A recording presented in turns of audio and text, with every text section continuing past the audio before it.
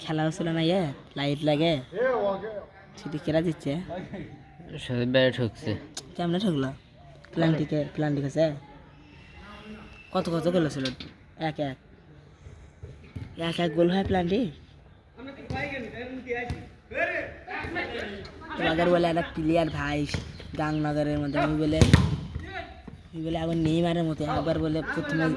রংপুর তারপরে রাজশাহী খেলছে বলে